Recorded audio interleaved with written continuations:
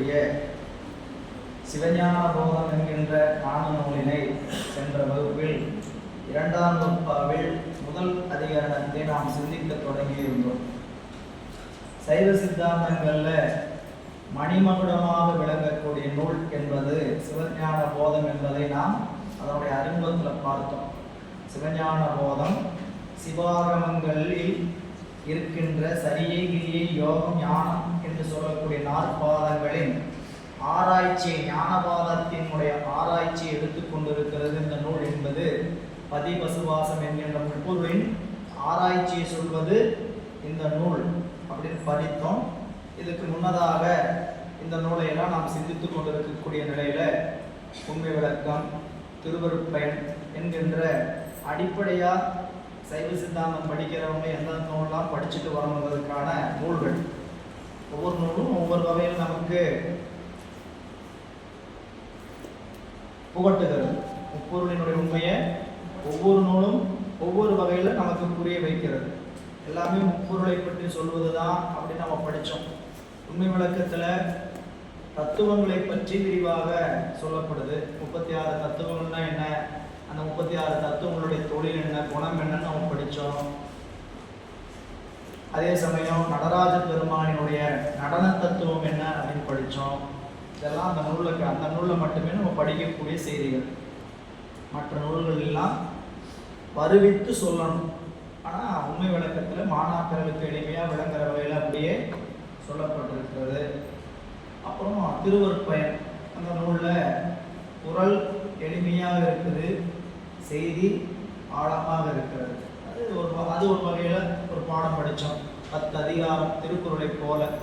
திருக்குறளில் வள்ளுவதேவநாயனார் வீடு பேற்றை பற்றி தனியாக வெளிப்படையாக சொல்லலை.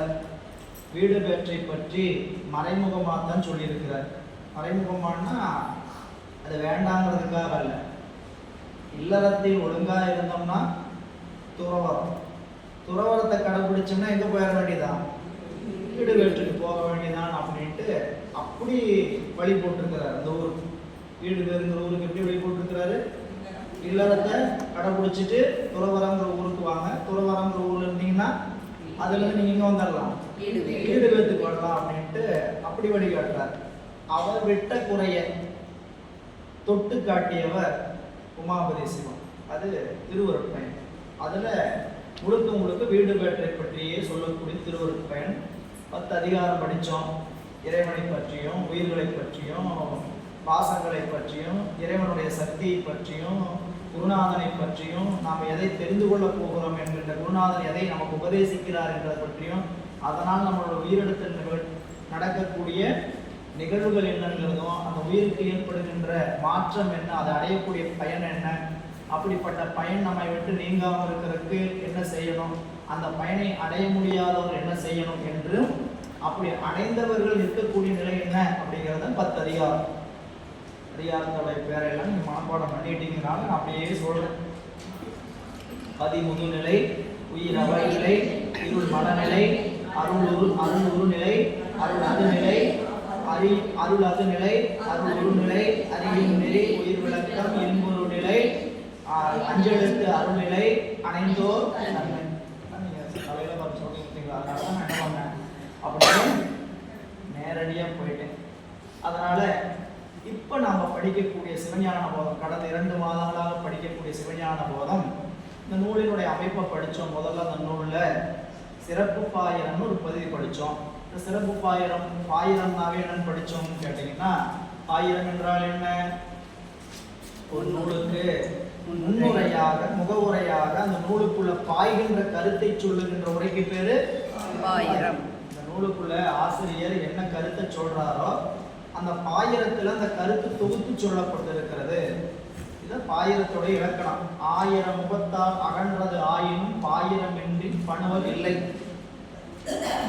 அப்போ பாயிரம் என்பது நூலுக்குள்ள பாயக்கூடிய செய்தியை சொல்றதுனால அந்த நூலுக்கு அதுக்கு பேரு பாயிரம். அந்த பாயிரம் ஆசிரியரும் செய்யலாம், ஆசிரியரோடு உடன் பயின்ற மாணவரும் செய்யலாம்.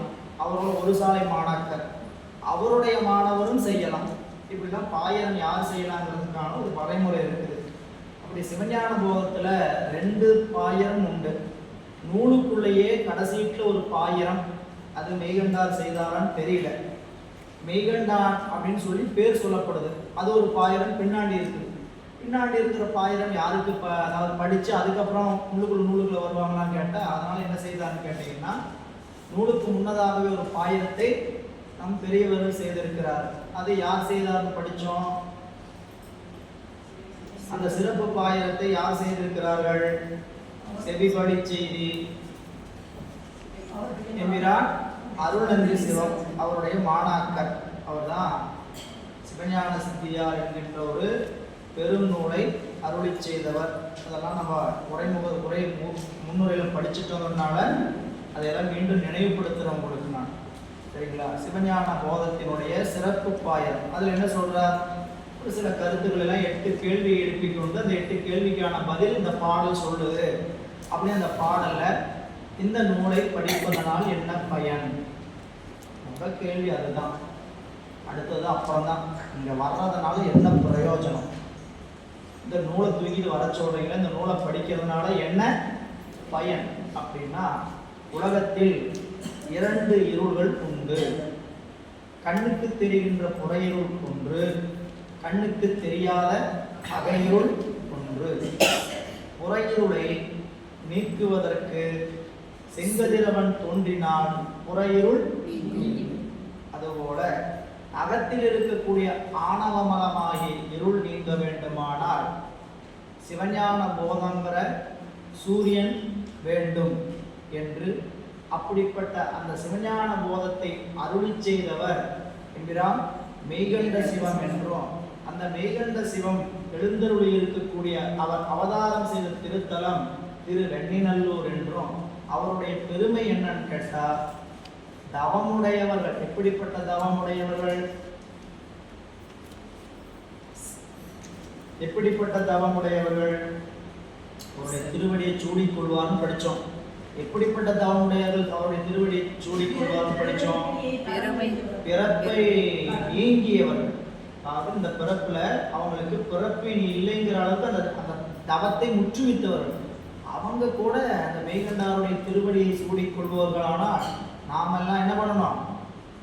அவருடைய திருவடியை சென்னி மேல் கொண்டு. அதனாலதான் அந்த பாடலை சொல்லும் பொழுதே, குண்டரிக வளர்த்தாள ஜடத்தை வாழும் பொற்பாதம் எப்போதும் போற்றல் செய்வான் அப்படின்னார்.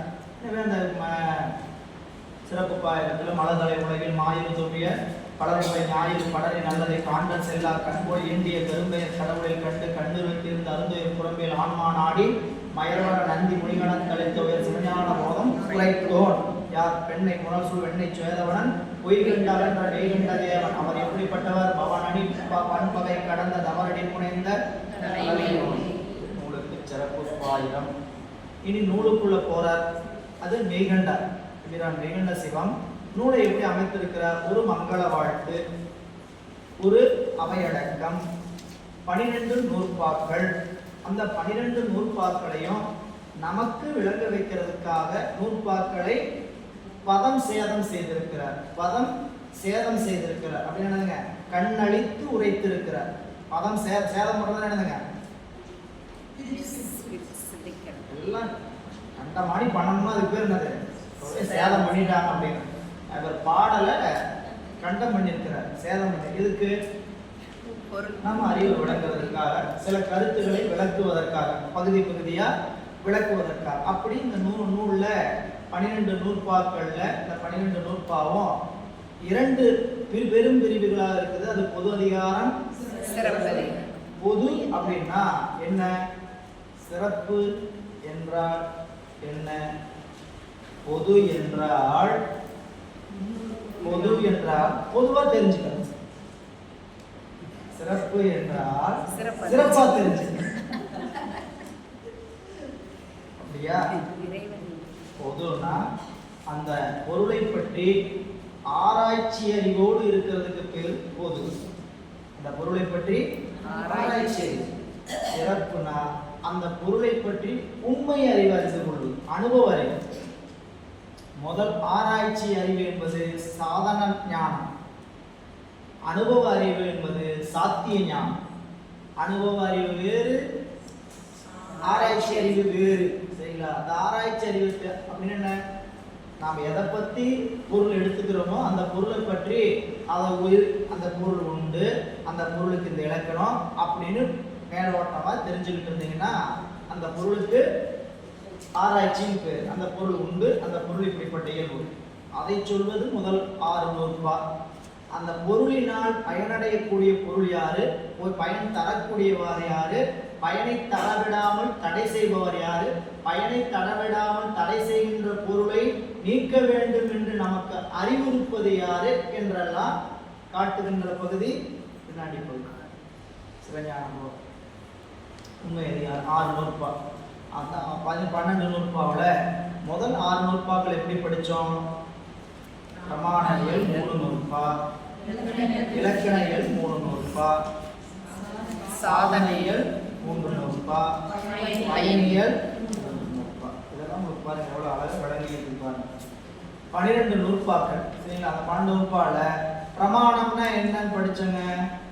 பிரமாணம்னா உண்மை. பிரமாணம்னா என்ன? பிரமாணமா சொல்லு, சத்திய பிரமாணம் ரெண்டுமே உண்மைதான் சரிங்களா? நான் இருக்குதுன்னு உண்மையா சொல்றேன் சரிங்களா? அப்ப பிரமாணம் முதல்ல 3 நூற்பால பதி உண்டு, பாசம் உண்டு, பசு உண்டு அப்படி முதல் 3 நூற்பாக்கள்லையும் அடுத்த 3 நூற்பாக்கள்ல 4, 5, 6ல பசுவினுடைய இலக்கணத்தையும் பாசத்தினுடைய இலக்கணத்தையும் பதியினுடைய இலக்கணத்தையும் காட்டி அடுத்த 3 நூற்பாக்கள்ல 7, 8, 9ல அந்த பதியாகிய இறைவனிடத்தை அடைய விடாமல் தடை செய்யக்கூடிய பாசத்திலிருந்து நீங்கி பதியை அனுபவிக்கின்ற உரிமை யாரிடத்தில் உண்டு என்று சாதனைக்குரியவர் யார்? 7ஆம் நூற்பாயாக எதை சொல்லுது? சாதனைக்கு உரியவர் யார்? சாதனை வரும் வழி எது என்பது சொல்லுவது 8ஆம் நூற்பா. சாதனைக்குரியவர் யாருன்னு சொல்லுவது 7ஆம் நூற்பா. சாதனை வரும் வழி எதுன்னு சொல்லுவது 8ஆம் நூற்பா. எப்படி சாதிப்பது என்று சொல்வது 9ஆம் நூற்பா. கஷ்டமா இருக்கு, கஷ்டமா இருக்கு. திருதிருமையா அப்படின்றீங்க. சாதிப்பதற்குரியவர் யார்? சாதனம் வரும் வழி எது? சாதனை செய்ய வேண்டிய முறை எது? 7, 8, 9 சாதனைன்னு சொன்னாலே கொஞ்சம் கஷ்டமா தான் இருக்கு. முதல் 6 நூற்பா சொல்லும்போது நல்லா அப்படியே பொருள் இருக்கு, பொருள் இலக்கணம் இவ்வளவுதானே அப்படிங்கிறோம். 7ஆம் நூற்பாடு என்ன ஆச்சு? அது ஆராய்ச்சியிலிருந்து அனுபவ அறிவுக்கு போதில்லை. அனுபவ அறிவுக்கு போகும்போதே நம்ம அறிவு எப்படி இருக்கணும்? அதுக்கு தகுந்த மாதிரி சூக்குமமாகும். அப்போ 7ஆம் நூற்பாவில் சாதிப்பதற்குரிய அதிகாரி உயிர் என்றும் 8ஆம் நூற்பால சாதனை வரும்படி என்பது குருநாதர் வழியாக வரும் என்றும் அது இந்த சாதனம் அஞ்செழுத்து என்றும் அந்த அஞ்செழுத்தை எப்படி சாதிக்க வேண்டும் என்று சொல்லுகின்ற பகுதி 9ஆம் நூற்பா. அதனால என்ன பயன் விளையும்? 10ஆம் நூற்பாவும் 11ஆம் நூற்பாவும். முதல் பயன் பாசத்திலிருந்து நீங்கிறது. 2வது பயன் இறைவனோடு கலந்து பேரின்பத்தை அனுபவிப்பது. 12ஆம் நூற்பா இந்த அனுபவத்துக்குரியவர்கள் பூமியில வாழக்கூடிய காலத்துல எப்படி இருக்க வேண்டும் என்று சொல்வது 12ஆம் நூற்பா. இது நூற்பாவினுடைய அமைப்பு. அதுல இந்த நூலுக்கு ஒரு வாழ்த்து பாடினார், கடவுள் வாழ்த்து. அந்த வாழ்த்துக்கு என்ன பேரு? மங்கள வாழ்த்து. மங்கள வாழ்த்தெனினும் கடவுள் வாழ்த்தெனினும் ஒக்கும். மங்கள வாழ்த்தெனினும் கடவுள் வாழ்த்தெனினும் ஒக்கும். இங்க மங்களமாவது யாரு? சிவம். சிவம் இல்ல. அப்ப சிவபெருமானை பற்றிய வாழ்த்து இந்த வாழ்த்து. வாழ்த்துக்கு கடவுள் வாழ்த்துக்கு இலக்கணம் என்ன இருக்குன்னு படிச்சோம். கடவுள் வாழ்த்துக்கு இலக்கணம் என்ன? ஆசிரியர் தான் வழிபடு கடவுளையாவது நூலுக்கு ஏற்புடை கடவுளையாவது வாழ்த்துதல் கடவுள் வாழ்த்து. கடவுள் வாழ்த்து என்னங்க? கடவுள் வாழ்த்து என்ன? எல்லாரும் கடவுளுக்கு பாடுகிறாங்க. தமிழ் தாய் வாழ்த்து, கடவுள் வாழ்த்து, ஏதாவது தெரிஞ்ச வாழ்த்து, அந்த வாழ்த்து அது வாழ்த்து தான். ஆசிரியர் தான் வழிபடு கடவுளையாவது நூலுக்கு ஏற்புடைய கடவுளையாவது வாழ்த்துதல் கடவுள் வாழ்த்து. நூலுக்கு கல்லால் நிழல்மலை இல்லா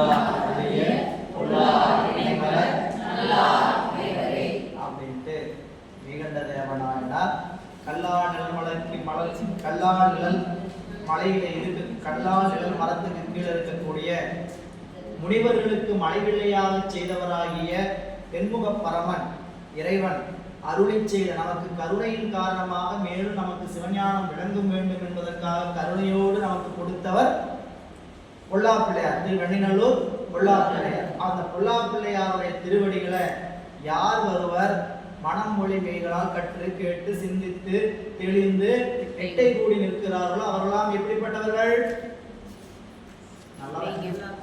நாமெல்லாம் நல்லவர்கள் ஆயிட்டு இருக்கோம், கற்றுக்கொண்டு இருக்கிறோம், கேட்டுக்கொண்டு இருக்கிறோம், சிந்தித்து கொண்டு இருக்கிறோம். அது அவங்க கையில தான் இருக்கு.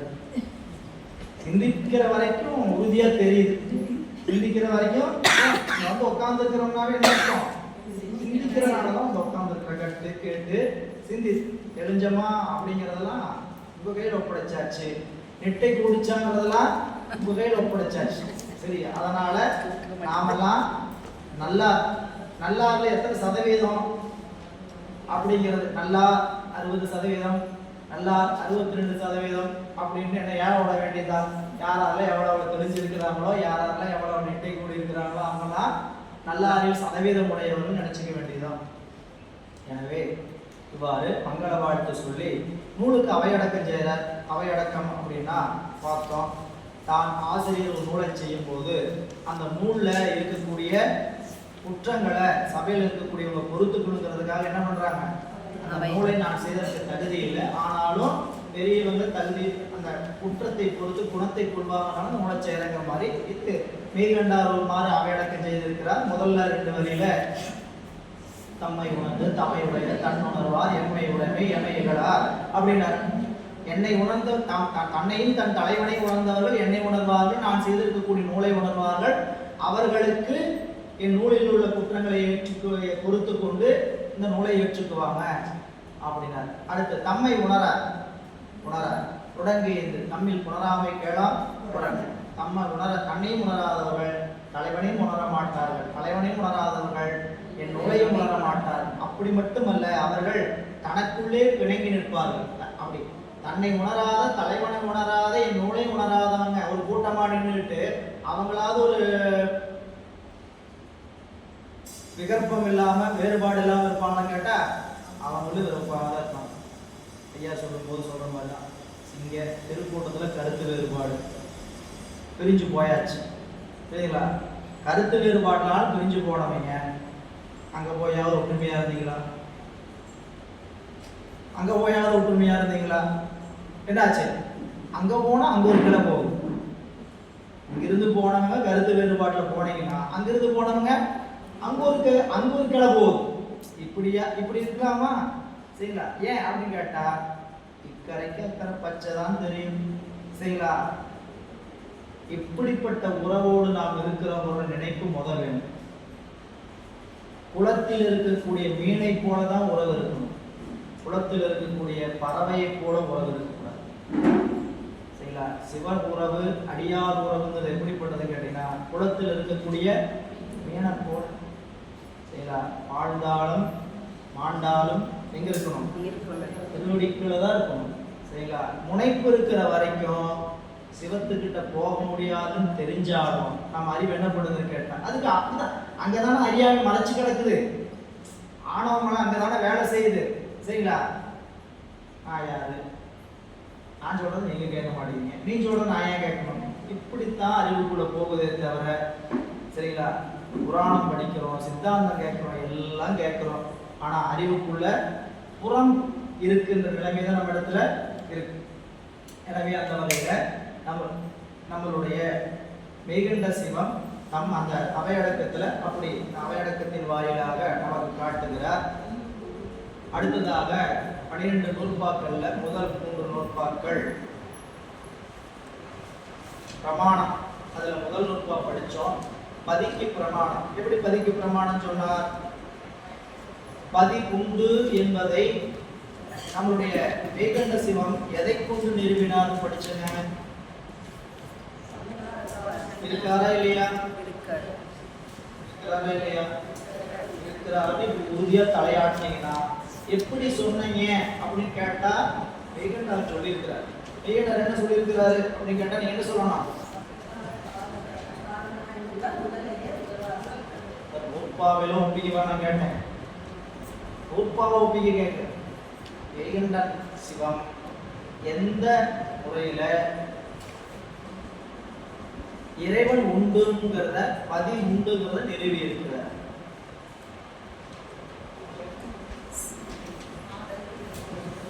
என்னங்கம்மா சொல்லுங்க, எதையாவது சொல்லுங்க.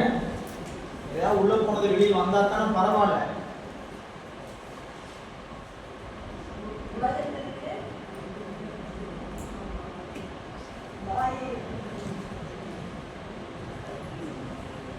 எளிமையான கேள்வி, பதில் ரொம்ப எளிமையான பதில்.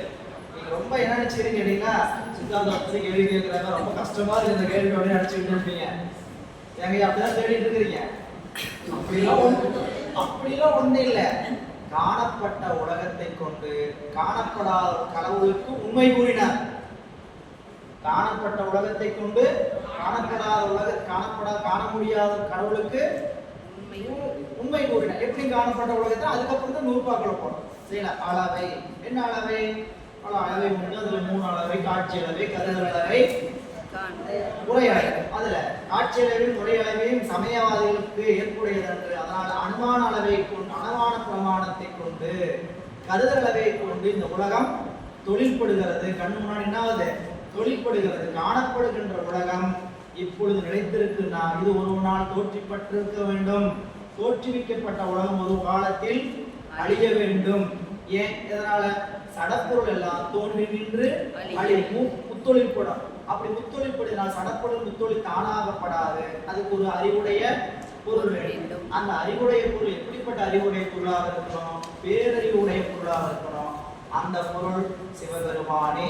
சிவபெருமானை போல வேற யாரும் அதை செய்ய முடியாதான்னு கேட்டா செய்ய முடியாது. ஏன்னு கேட்டா எல்லாருக்கும் தோன்றி நின்று ஒடுங்குகின்ற தன்மை உண்டு. எல்லாருமே ஆன்ம வர்க்கம் தான். சிவபெருமான் ஒன்றுதான் தலைவன் என்கின்ற வர்க்கம். அப்போ அதுதான் முதல் நூற்பாவுல படிச்சோம். அவன் அவளது அவை ஓவினையின் தோற்றிய ஒடுங்கி மணத்துவதான் அந்த மாதிரி என்பது சூத்திரம் முதலில் சோழனின் சங்கார காரணனாயுள்ள முதலையை முதலாக உடைத்து உலகம் என்று முதலிற்று. அதுல 3 அதிகாரம் படிச்சோம். 3 அதிகாரத்தில் முதல் அதிகாரத்தில் என்ன மறுப்பு வருகிறது? உலகம் தோன்றுவதும் இல்லை, அழிவதும் இல்லை, இப்படியத்தாக இருக்கு. இதுதான் முதல் கருத்து, மறுப்பு. அந்த மறுப்பை எப்படி மறுக்கிறார்? எதெல்லாம் உள்ள பொருளோ அந்த பொருள் எல்லாம் கண்டிப்பா ஒரு காலத்துல தோன்றி இருக்க வேண்டும், அந்த பொருள் ஒரு காலத்து அழிய வேண்டும் என்று சொல்லி முதல் அதிகாரத்துல சொன்னார். 2ஆம் அதிகாரத்துல சரிப்பா தோன்றி நின்று அழியப்படியும் வச்சுக்கலாம். புரியல? அந்த தோற்றி வைக்கக்கூடிய கடவுள் யாரு? அழிக்கக்கூடிய கடவுள் யாரு? எந்த கடவுளா வச்சுக்கலாம், அதையே உங்க கடவுள்னு சொல்லிட்டு அப்படின்னு ஒவ்வொரு கூட்டமா கிளம்பினாங்க. சரிங்களா? அந்த கூட்டத்தை எல்லாம் மறுத்து மெய்கண்டார் அவர்களுக்கு என்ன தன்மை இல்லை, தத்துவத்தை ஒடுக்குகின்ற தன்மை அவர்களுக்கு எல்லை பகுக்கப்பட்டிருக்குது. அவங்கெல்லாம் ஏவுதல் கர்த்தாவை தவிர இயக்குதல் கர்த்தா அல்ல. 3ஆம் அதிகாரத்துல அவர் என்ன சொன்னார்? இந்த உலகத்துக்கு சங்காரக்காரன் தான் முதல்ல சொன்னார். 2ஆவது அதிகாரத்துல சங்காரக்காரன் ஒருவனே. 3ஆம் அதிகாரம் சங்காரக்காரன் ஒருவனே. பல சங்காரக்காரன் வச்சுக்கிட்டு என்ன குற்றம் வரும்? பதி பலன் வச்சுக்கிட்டு என்ன, சிவம் பலன் வச்சுக்கிட்டு என்ன குற்றம் வரும்? அப்படி ஏற்புடையது இல்லை அப்படின்னு சொல்லி சில சமயவாதிகளாம் மறுத்து 3ஆவது அதிகாரத்தை நிறுவினார். அதனால 3 அதிகாரத்திலும் முதல் அதிகாரம் என்னதுங்க? உலகம் தொழில்படும். 2ஆம் அதிகாரம் உலகத்திற்கு கர்த்தா உன்னத கர்த்தா சிவபெருமானே. 3ஆவது அதிகாரம் சிவபெருமான் ஒருவர். உள்ளுக்குள்ள போய் டீப்பா படிக்கிறவங்க படிக்கலாம். தெரிஞ்சிருக்கும். நூற்பா படிச்சோம். முதல் நூற்பால் என்னங்க சொன்னாங்க அப்படின்னா உலகத்திற்கு சங்காரகாரம் தான் முதல். எப்படிங்க சொல்றீங்க அப்படின்னா இந்த உலகத்தை தோற்றி நிறுத்தி அழிப்பதற்கு ஒருத்தர் வேணும், இந்த உலகம் தோன்றி நின்று அழியும் அதுக்கு ஒருத்தர் வேணும். அந்த ஒருத்தன் சிவபெருமானே. அந்த ஒருவன் சிவபெருமான் பலர் அல்ல, ஒருவரே. இதுதான் முதல் நூற்பாவிட கருத்து. சுருக்கமா எழுதுங்கன்னா இவ்வளவு. கட்டுரையா எழுதுன்னு என்ன பண்ணணும்? முன்னுரை எழுதி அப்படியே கருத்தை எல்லாம் புட்டு புட்டு புட்டு புட்டு வச்சு அப்புறம் முடிவுரை எழுதணும். கட்டுரை இரண்டாவது பதிக்கு பிரமாணம் கூடிய ஆசிரியர். பதி இந்த உலகத்தை தோற்றி நிறுத்தி அழிக்கிறார் என்றால் யார் பொருட்டு செய்கிறார்? அவருக்கும் அந்த பொருளுக்கும் உடைய சம்பந்தம் யாது? எதிலிருந்து படைக்கிறார்? இந்த கேள்வியில வருது. இறைவன் உலகத்தை தோற்றி நின்று அழிக்கிறான்னு சொன்னா அந்த உலகத்திற்கு அவர் யார்? நிமித்த காரணம். ஒரு செயல் நடக்கணும்னா 3 காரணம் வேணும். ஒரு செயல் நடக்கணும்னா 3 காரணம் வேணும். முதல் காரணம் துணை காரணம், நிமித்த காரணம். எது முதல் காரணமாக அமையும்? அந்த பொருளை செய்யக்கூடியவர். அந்த பொருளை செய்யக்கூடியவர் தான் அதுக்கு முதல் காரணம். அப்படிதான் சொல்லணும். அது தேவையான பொருள்கள் அப்படிதான் சொல்லணும். முதல் காரணம் அப்படின்னா என்ன? முதல் காரணம் எது? எதுவாக இருக்கணும்? எதுவாக இருக்கும் அப்படின்னா காரிய பொருள். எந்த பொருள் இல்லாமல் கட்டாயம் தோன்ற முடியாதோ அந்த பொருள் தான் அதற்கு முதற் காரணம். கட்டாயம் அந்த பொருள் இல்லாமல் அந்த பொருள் என்ன பண்ண முடியாது? காரியப்படவே ஆகாது, தோன்றவே முடியாது. அப்படின்னு என்ன அர்த்தம்? இது துணி. இந்த துணிக்கு முதற் காரணம் எது? பஞ்சு தான். பஞ்சு இல்லாம கண்டிப்பா இந்த துணி தோன்றவே முடியாது. அதுக்கு துணை காரணம் வேறவா இருக்கலாம், நிமித்த காரணம் வேறவா இருக்கலாம். சரிங்களா? நிமித்த காரணம் கொண்டு வந்து முதற் காரணத்தோட சேர்க்கக்கூடாது. ஏன்னு கேட்டீங்கன்னா நிமித்த காரணம் எப்படிப்பட்டவங்களா இருப்பாங்க? அறிவுடைய பொருளா தான் நிமித்த காரணம் இருக்கும்.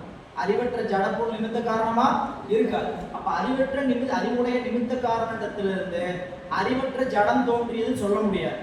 சரிங்களா? அதனால துணை காரணம் எது, முதற் காரணம் எது என்பதை சொல்ல வேண்டிய கட்டாயங்களை வர்றதுனால, அது எதிர்பார்ப்பு நிலை வர்றதுனால என்ன பண்ண இரண்டாம் நூற்பாவுல பாசத்தினுடைய பிரமாணத்தை சொல்றாரு. ஆனா வருஷப்படி என்னத்தை சொல்லணும்? பதி பசுதான் சொல்லணும். ஏங்க பாசத்தை சொன்னாருங்கிறதுக்கு மாதவ சிவஞான முனிவர் ஒரு கேள்வி எழுப்பி கொண்டு அந்த கேள்விக்கு விடையா நிமித்த காரணனை கூறிய வழி முதற்காரணம் துணை காரணம் யாதோ என்ற அவாய் நிலை தோன்றுமா இல்லையா? அந்த அவாய் நிலையை நிரப்புவதற்கும் நிமித்த காரணனுடைய உண்மையை துணை காரணமும் முதற்காரணம் கூறாதபடி உறுதிப்படுத்தப்பட மாட்டார். துணை காரணம் முதற் காரணம் சொல்லுவேன்னா நிமித்த காரணம் இருக்கிறாங்கிறது மறுபடியும் டேஸ் டேஸ் டேஸ் ஆயிடும். அதனால இரண்டாவது நூற்பா துணை காரணமும் முதற் காரணமும் சொல்வதற்காக சொல்லப்படுகிறது. அவையே தானேயாய் இருவினையின் போக்குவரவுக்குரிய ஆணையின் நீக்கமின்றி நிற்கும் என்பது சூத்திரம். சூத்திரம் இன்னுதலெற்றோ எனின் உணர்வுற்பவம் பருமாறு உணர்த்துதல் முதலெற்று. இரண்டாம் நூற்பாவில் தான் நாம் இருக்கிறோம். முதல் அதிகரணத்துல அந்த முதல் அதிகரணத்துல புஷ்டமா முதல் அதிகரணம் நிறைவுபட்ட இல்லைங்களா? இரண்டாம் அதிகரணம் தான் தொடங்கணும்.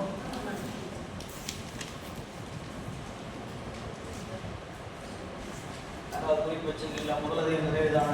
இரண்டாம் அதிகரணம் தான் பார்க்கணும். என்னங்க?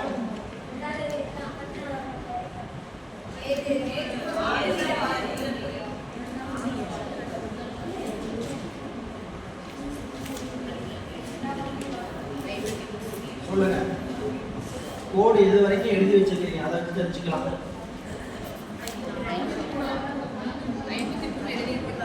என்னங்க? 54. அப்போ நாங்க முதல் அதிகாரத்துல தான் இருக்கிறோம். இன்னும் இரண்டாவது அதிகாரத்துக்குள்ள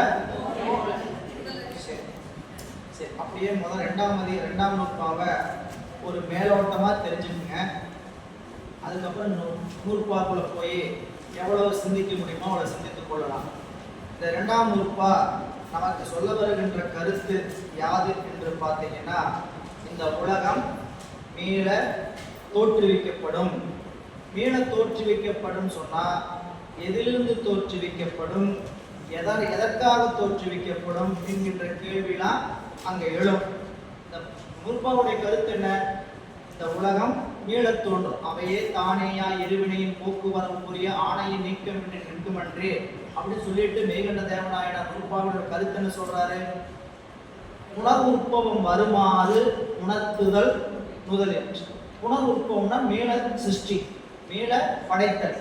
இந்த உலகத்தை மீள படைத்தல் எப்படி அப்படின்னு இந்த நூற்பாவை சொல்ல போறேன் அப்படின்னு ஒரு கருத்து சொன்னா, இந்த உலகத்தை மீள படைக்கிறார்னா இந்த உலகத்துக்கும் இறைவனுக்கு இருக்கக்கூடிய சம்பந்தம் என்ன? அப்படி அந்த சம்பந்தத்தை முதல் அதிகரணத்தை முதல் செய்தியா சொல்றார். அந்த உலகத்துக்கும் இறைவனுக்கும் இருக்கக்கூடிய சம்பந்தம், இறைவன் உயிர்களோடும் உலகத்தோடும் ஒன்றாய் உடனாய் வேறாய் இருக்கிறார். அந்த சம்பந்தத்தின் காரணமாகத்தான் உயிர்களுக்கு இறைவன் கருணை செய்வதற்காக இந்த உலகத்தை என்ன பண்றாருங்க? மீள தோற்றுகிறார். ஏன் முதல் தோற்றம் செய்யலையா? மீள தோற்றம் தான் செய்யறாரு ஒவ்வொரு தடவை அப்படின்னு கேட்டா, முதல் தோற்றம் நம் போன்றவர்களுக்கெல்லாம் அறிவுக்கு நூல்களுக்குள்ள வாராது, அது நம்முடைய காலக்கணக்கிலேயே வாராது என்பதனால மீள தோற்றுதலைத்தான் சொல்கிறார். அதெல்லாம் சிவஞான முனிவர் எப்படிலாம் எடுத்துக்காட்டணும், அதை நீங்க சிற்றுரையை படிக்கிற காலத்துல விரிவாக தெரிந்து கொள்ள வேண்டிய செய்தி. அப்போ புது தோற்றத்தை செய்யாம என்ன தோற்றத்தை செய்யறாரு? மீள தோற்றம். அந்த மீள தோற்றத்துக்கு முதல் காரணம் என்ன? முதல் விஷயம், முதல் பகுதி என்ன? இறைவனுக்கும் உயிருக்கும் இருக்கக்கூடிய சம்பந்தம்.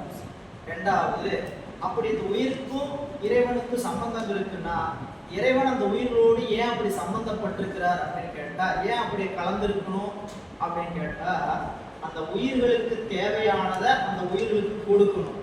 எப்படி கொடுக்கிறான்னு கேட்டீங்கன்னா, தன்னுடைய சக்தியின் வழியாக கொடுக்கிறார். கொடுக்கும்போது எந்த அடிப்படையில் கொடுக்கிறார்னா, உயிர் செய்த வினையின் அடிப்படையில கொடுக்கிறார். இரண்டாவது அதிகாரம். முதல் அதிகாரம் இறைவனுக்கும் உயிருக்கும் இருக்கக்கூடிய சம்பந்தம். அப்படி சம்பந்தப்பட்டிருப்பது எதற்காக கேட்டா, உயிர்களுக்கு இறைவன் வினையினை ஊட்ட வேண்டும். அப்படி ஊட்டி அந்த உயிர்களுக்கான ஆணவ குணத்தை நீக்கணும். அதுக்காக தன்னுடைய சக்தியின் வாயிலாக உயிர்களுக்கு இறைவன் வினையை ஊட்டுகிறான். இரண்டாவது செய்தி. மூணாவது, அப்படி வினை ஊட்டம் அந்த உயிர்களுக்கு வினையை ஊட்டும் பொழுது அந்த வினை அனுபவத்துக்கு உயிருக்கு என்ன செய்யறாருன்னு கேட்டா, வினை அனுபவத்திற்காக உயிர்களை இறக்கவும் பிறக்கவும் இறக்கவும் பிறக்கவும் வேறு வேறு உடல்கள்ல செலுத்துகிறார். இது மூன்றாவது செய்தி. வினை ஊட்டத்துக்காக இறைவன் என்ன செய்யறாரு?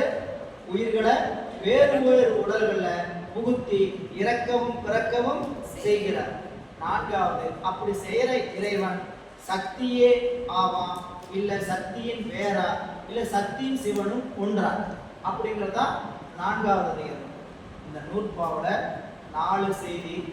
முதல் செய்தி, இறைவனும் உயிர்களும் சம்பந்தம் எப்படி இருக்கிறது, அவையே தானேயாய். நூற்பா அப்படி சொல்லணும்னா, அதுவே பாட்டா சொல்லணும்னா, இத பொருளா சொல்லணும்னா, ஒன்றாய் பேராய் உடனாய். இரண்டாவது செய்தி, அப்படி உயிர்களோடு இறைவன் கலந்திருப்பதனால இறைவன் உயிர்களுக்கு என்ன நன்மை செய்கிறார்னு கேட்டீங்கன்னா, உயிர்களுக்கு இறத்தல்களையும் பிறத்தல்களையும் செய்கிறார். உயிர் இறக்கிறது பிறக்கிறது இல்லை, உயிர்களுக்கு இறத்தலையும் பிறத்தலையும் தரக்கூடிய உடலை தருகிறார். அப்படி இறத்தலையும் பிறத்தலையும் யார் வழியா செய்யறாரு கேட்டா, தன்னுடைய சக்தியின் வழியா செய்யறார். அது என்னதுங்க? ஆணையின் இருவினை. மூன்றாவது செய்தி, அந்த ஆணையினால் வருகின்ற இருவினை அனுபவிக்கின்ற காலத்து இந்த உயிருக்கு என்ன வரும்? உடம்பு மாறி வரும். ஏன் மாறி வரும் சொல்றான்னு கேட்டீங்கன்னா, ஒரு சமயவாதி என்ன சொல்றான்னு கேட்டீங்கன்னா, எந்த பிறப்பு எடுத்தமோ அதே பிறப்பை தான் மறுபடியும் வந்து எடுப்போம்.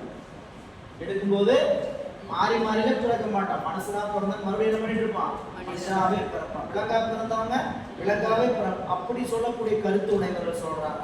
அந்த கருத்தை மறுத்து இல்ல, உயிர்கள் அச்சு மாறி பிறக்கும் அப்படின்னு மூன்றாவது செய்தி. சரி, அப்படி அச்சு மாறி பிறக்கிற செய்தி சொன்ன போது இறைவன் அந்த உயிர்களுக்கு வினைகளை ஊற்றார், சக்தியின் வாயில ஊற்றான்னு சொல்றீங்களே, அப்ப சக்தி தானே பெரியவ. எங்க சக்தி தான் முழுமுதற் கடவுள். சக்தியே முழுமுதற் கடவுள் சொல்லக்கூடிய ஒரு கூட்டம். இன்னொரு கூட்டம், சக்தியும் சிவமும் வேறு வேறு, இறைவன் வேறு சக்தி வேறு, இதையெல்லாம் மறுத்து என்ன செய்யறாங்க? இறைவனும் சக்தியும் ஒன்றே. இறைவனுடைய செயலுக்குரிய பகுதி தான் சக்தி. இந்த தாங்க அந்த நூற்பாவில் சொல்லப்படுது. நம்முடைய மெய்கண்ட சிவம் இந்த நூற்பாவை 4 அதிகரணங்களாக நமக்கு வகுத்திருக்கிறார், தந்திருக்கிறார். அதிகரணம் என்றால் என்ன? ஆசிரியர் நாம் சொல்ல வரும் கருத்தை இலக்கணமாக ஆதி சாப்பிட்டு ஆதி வெளியே வருது அப்படின்னு என்ன அர்த்தம்? தப்போ சரியோ? அதிகரணம் என்றால் ஆசிரியர் நாம் சொல்ல வந்த கருத்துக்கு இந்த அதிகரணம் எத்தனை பகுதியா இருக்குன்னு படிச்சுங்க? 5 பகுதியாக இருக்கும். என்னென்ன பகுதி? மேற்கோள், ஐயம், மேற்கோள், ஐயம், மேற்கோள், ஐயம், தடை, ஏது, ஏது. மேற்கோள் என்றால் என்ன? ஆசிரியருடைய கருத்து. ஆசிரியருடைய கருத்து. ஐயம்னா அவருக்கு ஐயம் படிதோ அது மாணவர்களுக்கு ஏற்படுகின்ற ஐயம். தடை என்றால் அந்த பிற சமயம் கூறுகின்ற தடை. அதை ஏது என்றால் அந்த தடை அதை துணிகின்ற சித்தாந்த துணிவு. அது எப்படிங்க அப்படின்னு காட்டுற காரணம் சித்தாந்த துணிவு. எடுத்துக்காட்டு ஏன்னு என்னதுங்க? எடுத்துக்காட்டு. அதை தொடர்பு படுத்துகின்ற ஒரு செய்தி, உவமை. அதுக்கு நான் என்ன உதாரணம் பார்த்துருக்கிறோம்? எப்பயுமே ஞாபகம் வச்சுக்கணும்னு சொல்றோம். இந்த மலை புகையை நெருப்பை உடையது. இந்த மலை நெருப்பு அப்படின்னு சொன்ன எப்படி சொல்றீங்க? மாணவன் கேட்கிறான், நெருப்பு இருக்கா இல்லையே அப்படிங்கிற. இன்னொருத்தர் என்ன சொன்னாங்க? நெருப்பெல்லாம் இல்லை அப்படின்னா நெருப்பு இருக்கு. எப்படி சொல்றீங்க? அங்கு புகை வருது. புகை வந்த இடம்லாம் எப்படி என்ன இருக்கும்? எது போல? அடுக்கலை. அவ்வளவு. இந்த உவமையை வச்சுட்டு தான் நம்ம என்ன பண்ண போறோம்? ஒவ்வொரு அதிகரணத்திலையும் மேற்கோளும் மற்றவையெல்லாம் பார்க்க போறோம். அதுல முதல் அதிகரணம் 2ஆம் நூற்பா. முதல் அதிகரணம் என்ன கருத்துக்காக சொல்லுகிறாரு கேட்டீங்கன்னா, இறைவன் உயிர்களோடு ஒன்றாய் வேற கருத்தையெல்லாம் விட்டுருங்க. முதல் கருத்தை வாங்கி ஒரு புத்தகத்துக்குள்ள போய் எப்படி படப்படப்படன்னு போயிடலாம். புரியுதுங்களா? இறைவன் உயிர்களோடு எப்படி இருக்கிறார்? ஒன்றாயும் வேறாயும் உடனாயும் இருக்கிறார். மாணவனுக்கு ஐயம், இது எப்படிங்க சாமி? இறைவன் உயிரோட ஒன்றாய் வேறாய் ஒன்றா இருக்கிறாரா? ஐயமா இருக்கு அப்படின்னா, அடுத்த சமயத்துல 3 பேர் கடைக்கு வர்றாங்க. இறைவன் ஒன்றா மட்டும்தான் இருக்கிறாரு, வேறா மட்டும்தான் இருக்கிறாரு, உடனாய் மட்டும்தான் இருக்கிறாரு. உடனாய் சொல்லல, ஒரு வகையில ஒன்றாய் ஒரு வகையில வேறா நிற்கிறாங்க அப்படின்னு 3 பேர் கருத்து மறுக்கிறாங்க. அதுல முதல் கருத்தை கடை செய்தவர் சங்கரனுடைய கோட்பாடு. அவங்க யாருங்க? ஏகான்மவாதிகள், வேதாந்திகள், மாயாவாதிகள். எல்லாம் ஒருத்தர் தான். ஏகான்மவாதிகள் சொல்லும் போதே அதுல அவங்களுடைய கருத்து என்னன்னு வந்துருதுங்க? ஆன்மா ஒன்றுதான் இருக்கிறது, ஒரு ஆன்மா தான், பரமான்மா. சரிங்களா? நாமெல்லாம் யாரு? அதே பரமான்மா தான். எப்படி தெரியுதானா? சிவான்மாவா பூரா எப்படி தெரியுது? சிவான்மாவா தெரியுது. ஏங்க தெரியுது அப்படின்னா அதுக்கு அவங்க ஒரு காரணம் வச்சிருக்கிறாங்க. அது மாயைன்னு சொல்ல முடியாத ஒரு பொருள் காரணமாக அப்படி இருக்கு அப்படி சொல்றாங்க. அப்போ ஒன்றாய் அப்படின்னு சொன்னா அப்படின்னு அவங்க சொன்ன கருத்துக்கு என்ன ஊமை காட்டுறான்னு கேட்டீங்கன்னா, இறைவனும் உயிரும் பொண்ணும் மணியும் போல. பொண்ணும் மணியும் போல, தங்கமும் ஆபரணம் போல. தங்கமும் ஆபரணம் ஒண்ணுன்னு சொல்றாங்க. ஆனா தங்க கட்டியும் ஆபரணமும் ஒன்றல்ல. ஏன்? தங்கத்துல என்ன தன்மை இருக்குதோ அந்த தன்மை எதுல இருக்கணும்? ஆபரணத்திலையும் இருக்கணுமா வேண்டாமா? தங்க கட்டி வாங்கினீங்கன்னா 99.8 இருக்குதுன்னா, ஆபரணத்தை உரைச்சிங்கன்னா அதுலயும் 99.8 இருந்தா தான் உண்டு. சரி, ஆனா அப்படியே செய்ய முடியுமா? ஆபரணத்தை அப்படியே செய்ய முடியாது. கட்டியே ஊத்திடலாம். ஆபரணமா செய்யணும்னா ஆசாரியும் சப்பாடி தாமரம் வெள்ளியும் அதெல்லாம் கலந்தால என்ன முடியும்? உருக்கி செய்ய முடியும். அவங்களுக்கு லாபமும் அதுதான். எனவே அப்பா 99.6 உண்டு. அப்பா அந்த டச் இல்லை, இதுல இருக்கிற டச் பிரம்மப்பொருள் தான். நாம பிரம்மப்பொருளா இருக்க எப்படி இருக்கணும்? எல்லாவற்றையும் தானாகவே அறியணும். அவ்வளவுதான் இலக்கணம். நாம பிரம்மப்பொருள். ஆனா இந்த பிரம்மப்பொருள் தான் நாம சொல்லி மயங்கிட்டு இருக்கக்கூடிய கூட்டம் அதுதான் இன்னைக்கு உலகத்துல பெரிய கூட்டம். நான் பிரம்மம், நான் பிரம்மம், நான் கடவுள். கேள்விப்பட்டு படிக்கிறோமே இல்லையா, படத்துல பார்க்கறோமே இல்லையா, நான் கடவுள். நான் கடவுள்ங்கிறது என்ன பொருள்? நான் பிரம்மம், பிரம்ம பொருள் தான், நானே பிரம்மம் அப்படி சொல்லக்கூடியது. இந்த கொள்கையில் என்ன குற்றம் வருதுன்னு எளிமையா தெரிஞ்சுக்கலாம். பிரம்ம பொருள் எப்படி அறிய வேண்டும்? எல்லாவற்றையும் தானே அறியணும். நாம எல்லாவற்றையும் தானே அறியணும், அப்படியும் தானா அறிய முடியாது. ஏதாவது ஒன்னையாவது தானா அறிஞ்சோம்னா உண்டு, சரிங்களா? எதையுமே தானாக அறிகின்ற ஆற்றல் நம்ம இடத்துல இல்லை. இது ஒரு தகுதியே போதும். தன்மையை நமக்கு என்ன இல்லை, பிரம்ம பொருளினுடைய தன்மை இல்லை. அவங்க பொண்ணு மொழியும் போலன்னு சொன்னாங்க. அதுல அவங்க கொண்ட கொள்கை என்ன, மறுப்புல என்ன தடைன்னு கேட்டீங்கன்னா, அவங்க அந்த இறைவனும் உயிர்களும் ஒன்றுபட்டு நிற்பதற்கு அத்துவிதம்னு பேர். சம்பந்தத்துக்கு என்னது பேரு? அத்துவிதம். பல சம்பந்தம் இருக்கு இல்லைங்களா? சம்பந்தத்துல அத்துவித சம்பந்தம் ஒன்று, தாதான்ய சம்பந்தம் ஒன்று, இது இல்லாம நிறைய சம்பந்தம் இருக்கு. குணகுணி சம்பந்தம் அப்படி நிறைய சம்பந்தம் இருக்கு. அந்த இடத்துல அதை பார்த்துடலாம். உயிர் இறைவனுக்கும் உயிருக்கும் இருக்கக்கூடிய சம்பந்தம் பார்த்தீங்கன்னா அத்துவித சம்பந்தம். அத்விதங்கிற சொல்ல அவங்க எப்படி எடுத்துக்கிட்டான்னு கேட்டீங்கன்னா, ஆ கூட்டல் துவைதம். ஆ கூட்டல் துவைதம். துவைதம்னா உங்களுக்கு தெரியும், ரெண்டு இல்லைங்களா? ஏகாதசி துவாதசி இல்லைங்களா? தோ அதானுங்க ரெண்டு, அது துவா, தோ துவா இல்லைங்களா? இங்க துவைதம். அப்படி துவைதம் என்ன? ரெண்டு. துவைதம்ங்கிறத முன்னாடி சேர்த்து வடமொழி இலக்கணப்படி பார்த்தீங்கன்னா என்னவா மாறும்? நத்து விதம் வரும். வடமொழி இலக்கணத்தின்படி நத்து விதம் வரும். அங்க நான் போயிட்டு துவைதம், நான் துவைதம்னா ரெண்டு இல்லைன்னு அர்த்தம். அங்க இங்க தமிழ் இலக்கணத்துப்படி அது மாறிச்சு. என்ன கேட்டீங்கன்னா, நாவில் இருக்கக்கூடிய மெய்ப்பொருள் என்னங்கிறது போயிடும் இல்ல. மெய்ப்பொருள் முதல் வருமா?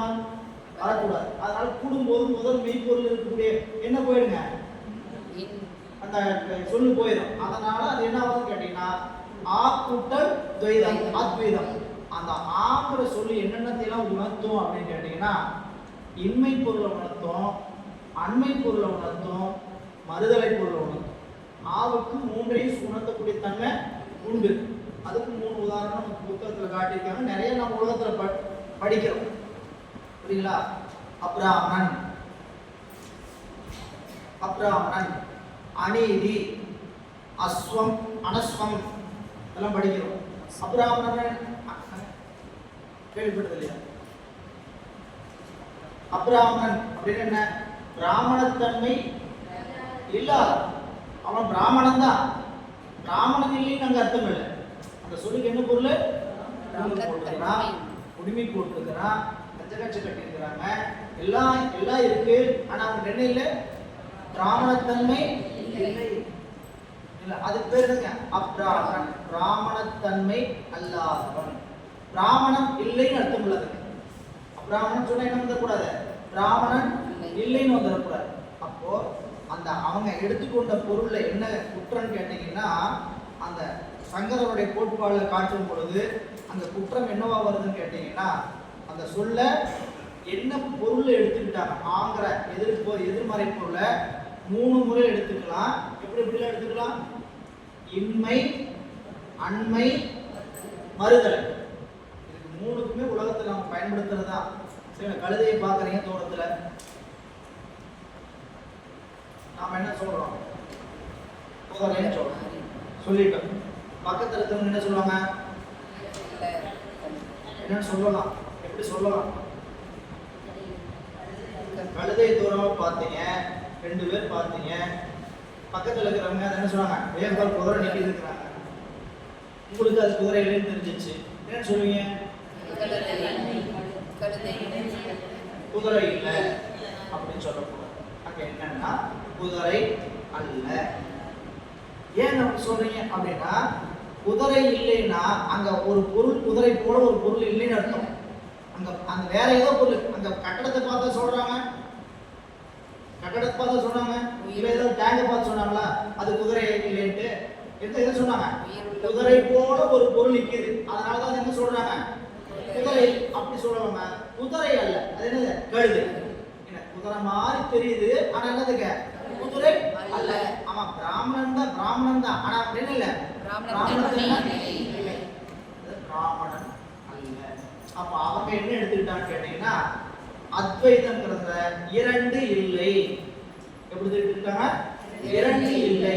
இரண்டு இல்லைன்னு சொன்னா என்ன நாம பொருள் செஞ்சுக்கலாம்? பொருள் இரண்டு இல்லை.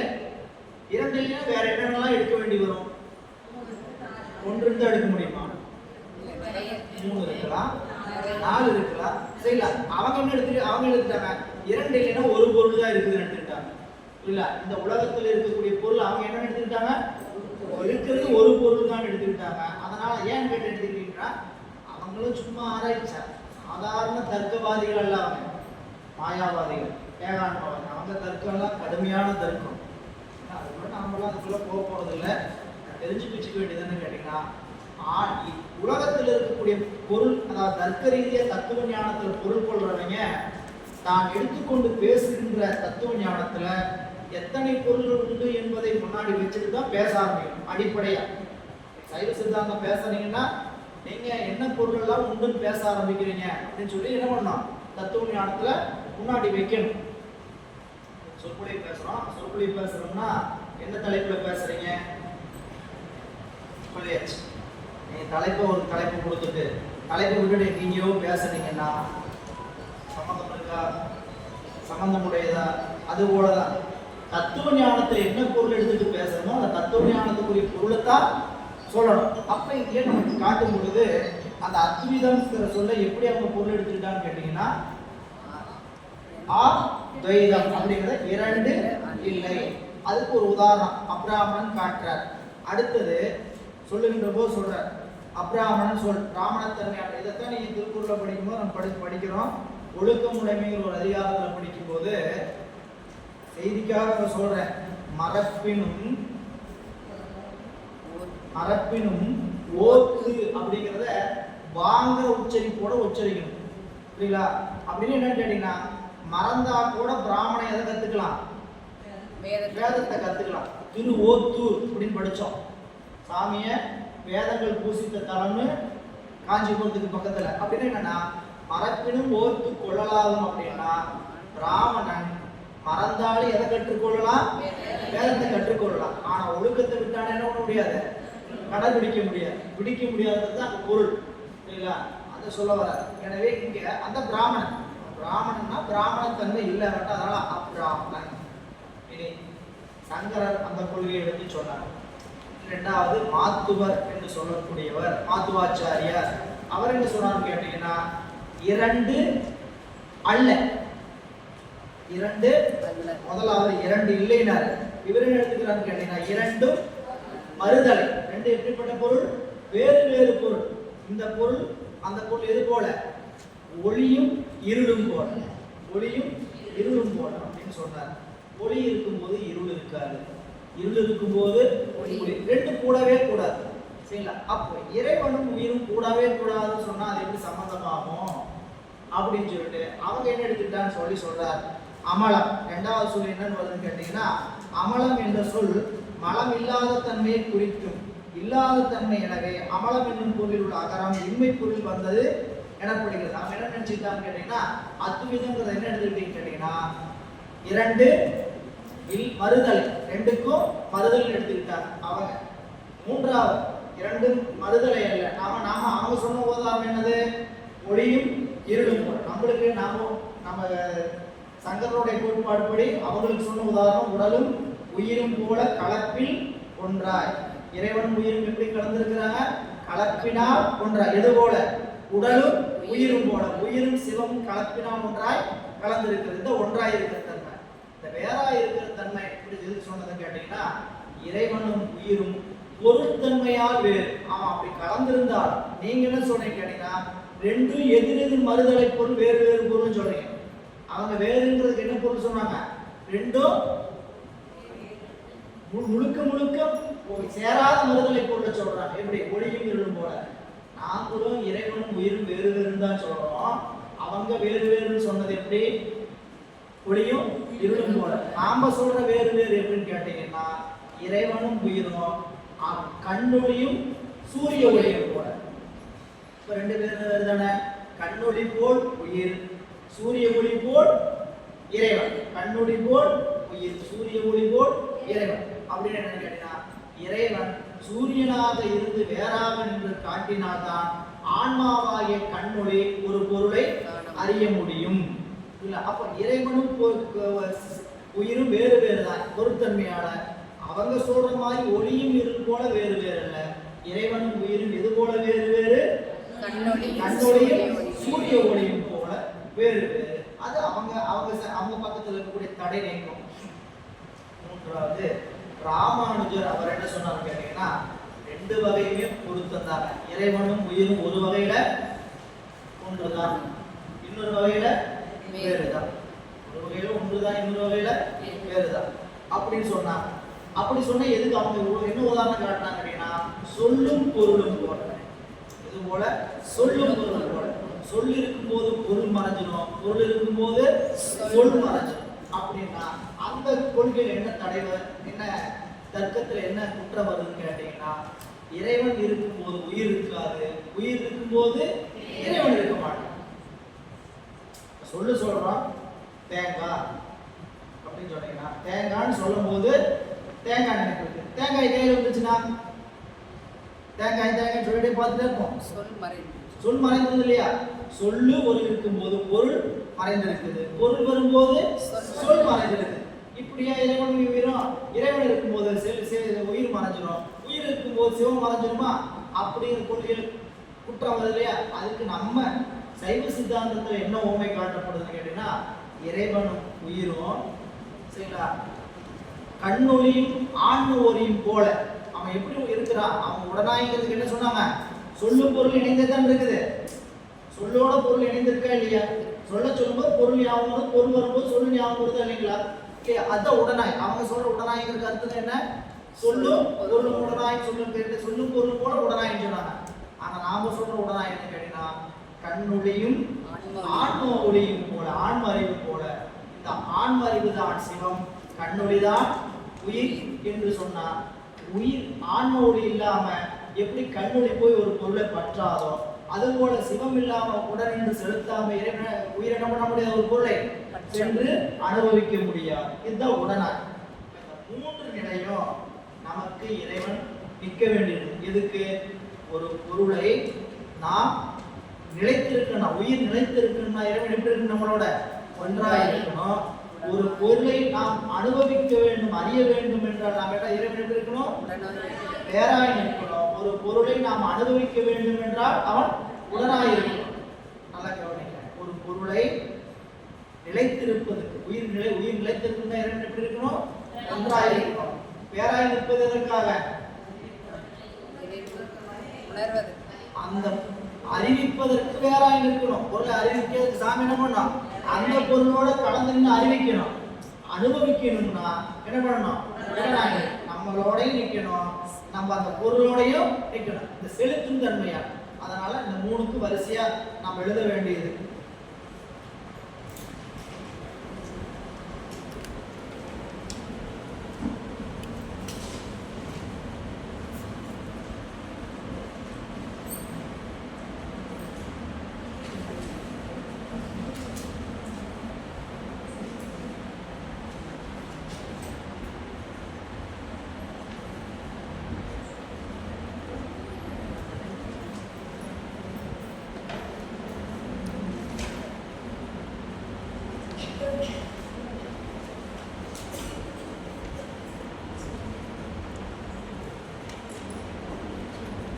படிக்கும்போதே எப்படி படிக்கணும்னு கேட்டீங்கன்னா,